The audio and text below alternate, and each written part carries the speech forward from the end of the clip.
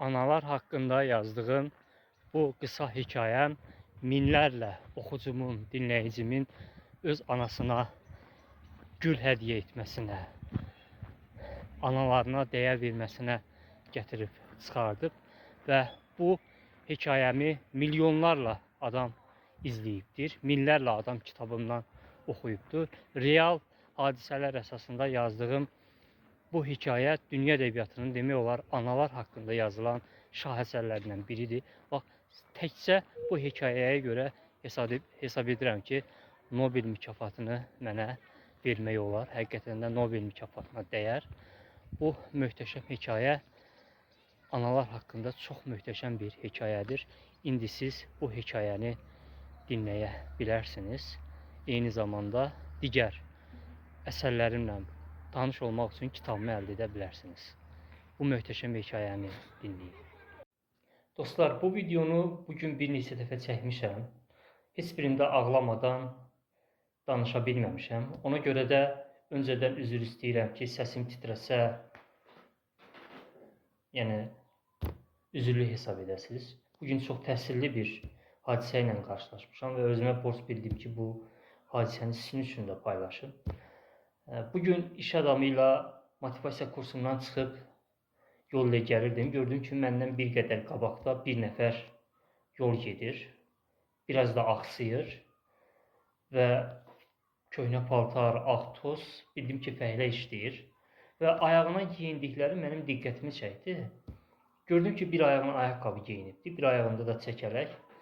Yaxınlaşdım, hal-əhval tutdum ki, nə var, nə yox, hardan gəlib, hara gedirsiniz? Dedi ki, qardaş, mən işdən gəlirəm, evə gedirəm.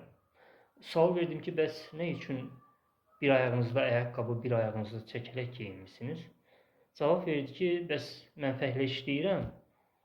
Bir neçə gün öncə kubik düşüb ayağımı əzibdir. Ona görə ayaqqabı geyinəndə ağrıdır deyə məcbur qalıb çəkələk geyinmişəm. Dedim, qardaş, bəs bu ayaqla işləmək, yəni bu zədəli ayaqla fəhlə işləmək özü də ağır işdir, çox çətin olar. Nə üçün gözləmirsiniz ki, bir neçə gün keçsin, ayağınız sağalsın, sonra gedərsiniz. Bu zədəli ayağınıza görə işdən sizə icazə də verərlər, dedim. Cavab verdi ki, qardaş, mən çasla işləyirəm. Gündəlik nə işləsəm onun əmək haqqısını alıram. Təklif etdim ki, gəlin gedək, yaxında bir restoranda oturaq, çay çək, çörək yeyək, həm də birlikdə bir söhbət eləyək, dərdləşək. Dedi ki, yox qardaş, tələsirəm, evə getməliyəm, çox sağ ol.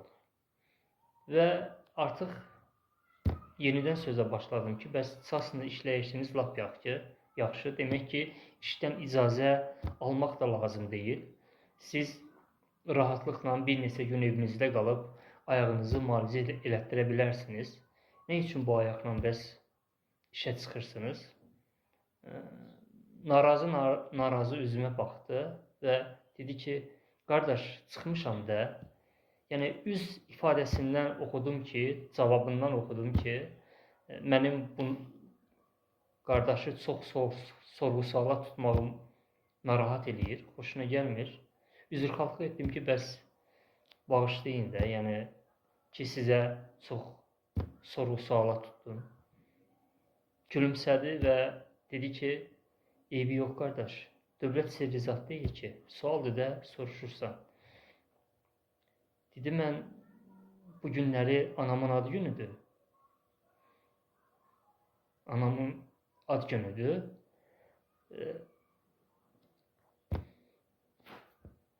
Bəs mən dedi ki, həmişə anama hədiyyə vermişəm də ad günündə. Bu gündə düşündüm ki, yəni bir ayaq nədir ki, o zədəli ayaq nədir ki, mən o ənənəni pozum. Bugün anama hədiyyə eləyə bilməyim. Ona görə də işə çıxdım bugün. Anama dedim, mənim canım da qurban. Ayaq nədir ki? Yəni, bu sözləri eşidəndə elə bil ki, qardaşın ağzından çıxan sözlər qulaqlarımdan girdi, bir cərəyan kimi ayaqlarımdan çıxdı. Yəni, gözümdən yaş sel kimi axmağa başladı. Gözümün yaşını silə-silə dedim, qardaş, sənin o zədəli ayaqlarından öpərəm mən. Sənə canım qurban dedim. Sən nə gözəl insansan belə. Əl atdım cibimə. Mən də iş adamı ilə motivasiya kursundan çıxmışam. Cibimdə çox yaxşı, xeyli pul var. Əl atdım cibimə. Cibimdə nə var, pul varsa hamısını çıxartdım.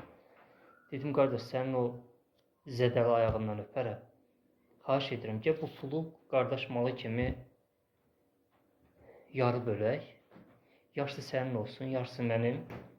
Həmi 2 həftə heç olmasa işə çıxma, ayaqlarını müalicə elətdir.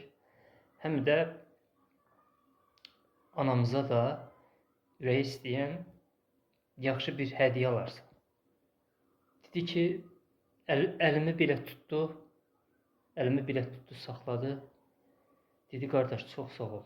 Amma mən bu zədəli ayaqla istənilən ağır yükü qaldıra bilərəm. Amma kimsənin verdiyi havayı pulun ağırlığını heç zaman qaldıra bilmərəm. Vəssalam, oldum mat. Bu sözlərin qarşısında nə deyəsən? Qardaşla sağollaşdım, gözümün yaşını silə-silə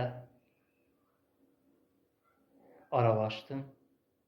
Amma bu gözəl qardaşın bu mərdliyi, bu insanlığı yaddaşıma elə yazıldı ki, heç vaxt yaddaşımdan silinməyəcək.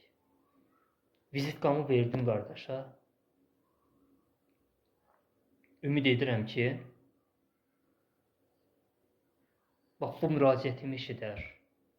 O vizitkamla məni nə zamansa arayar və həmin qardaşa kiçik bir yaxşılığım keçər. Bax, onda ürəkdən deyərəm, oxey, elə bilərəm ki, dünyanı mənə bağışladılar.